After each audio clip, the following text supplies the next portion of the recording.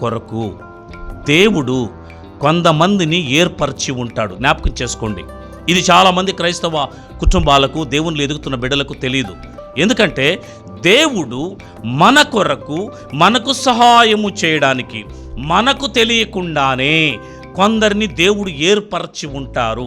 వారు తప్పనిసరిగా మన కుటుంబానికి, మనకును వారు వచ్చి సహాయము చేయవలసిందే.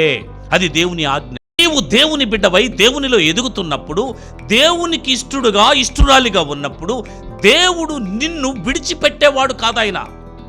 నీ కొరకు ఒక కుటుంబాన్నో, ఒక స్నేహితుడునో, లేదా ఒక బంధువునో, లేకుంటే నీకు తెలియని ఒక పరాయి వ్యక్తినో, ఎవరినో దేవుడు ఏర్పరిచి ఉంటాడు. మా నాన్న నాతో ఎప్పుడు చెప్తుంటాడు ఒక మాట. ఏమంటాడు తెలుసా?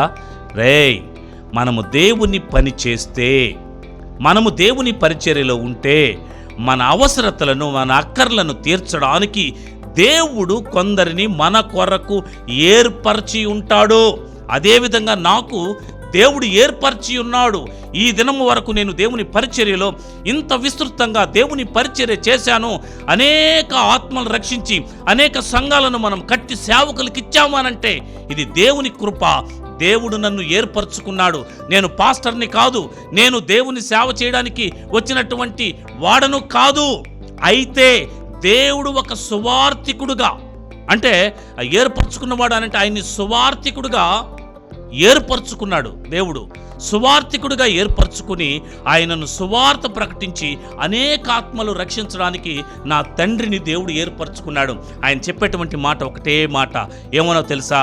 నా కొరకు మనుషులు ఉంటారు, నేను ఎవరి దగ్గరికి వెళ్ళి చేయి చాచను, నేను ఎవరి దగ్గరికి వెళ్ళి అడగను, అదే నీకు రావాలి అనేవాడు. ప్రియమైన దేవుని బిడ్డారా, ఈనాడు నా కొరకు కూడా మనుషులు ఎదురు చూస్తుంటారు.